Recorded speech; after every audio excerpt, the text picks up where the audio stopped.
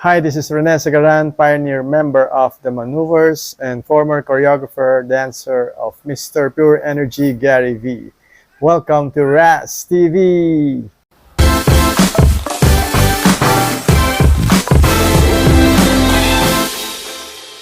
So, ngayon guys, pag-usapan natin yung mga sayaw ng SB19. From pagsibol, pagtatag, and simula at wakas. Balikan natin yung nagsisimula pa lang sila. Yung nag-viral video, yung Go Up.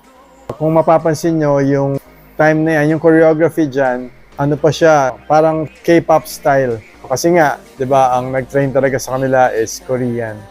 Kumbaga, yung time na yan, mga rookie yung itsura nila, no? Rookie pa lang, nagsisimula pa lang. Pero nandun na yung form. Nag-training na kasi sila ng matagal na panahon. So, yung galaw nila, pag pinanood mo, pare-pareho na. Maganda ng panoorin. Tapos, dun sa Bazinga, if I'm not mistaken, yun yung unang piyesang kinoreograph ata ni Jay Joseph, no? Correct me if I'm wrong. Kasi napansin ko dun sa choreography, iba yung style. Tapos, meron ng cramp na part yung sayo nila. Pagdating ng pagtatag, dyan na nilabas yung gento. Alright? So, yung gento, honestly, ito yung isa sa pinaka-paborito kong sayaw nila. No?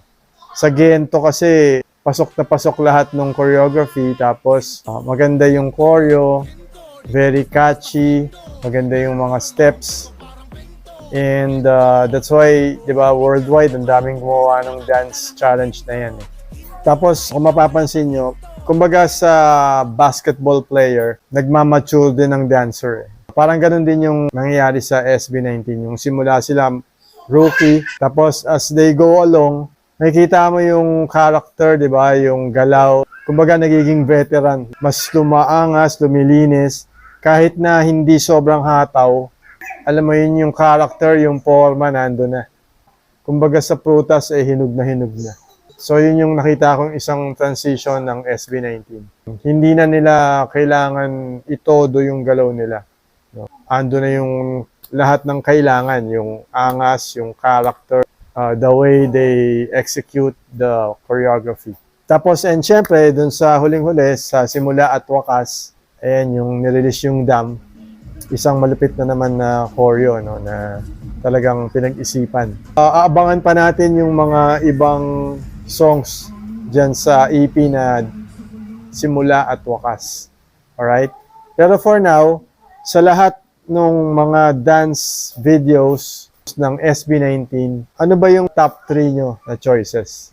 Ako kasi personally, ang number 1 ko is Gento. No, number 2 ko is Dam. Tapos ang number 3 is Bazinga. So, yung top 3 choices na sinabi ko sa inyo, yung Gento, makikita mo yung cramp. May konting, parang yung sa part na partnering, isolation, popping. No? May konting touch nun. Tapos, syempre, yung hip-hop, hindi yan mawawala. Doon naman sa Bazinga, para silang warrior doon eh. So, yung choreography doon is, ganun pa rin, syempre, may cramp, hip-hop na parang may konting martial arts. Tapos, sa Dam, yun nga, yung concept kasi is medieval. Yung mga steps doon, may cramp, merong hip-hop na creep walk, diba? Tapos merong yung kombinasyon ng parang tribal dance. So, yun yung mga difference nila. Iba-ibang tema, iba-ibang concept kasi. Kayo, kindly comment down below kung ano yung mga top 3 choices nyo. From pagsibol, pagtatag, at yung last, simula at wakas. Okay guys, please don't forget to subscribe, like, and share. Hope to see you on my next video. God bless you all. Peace.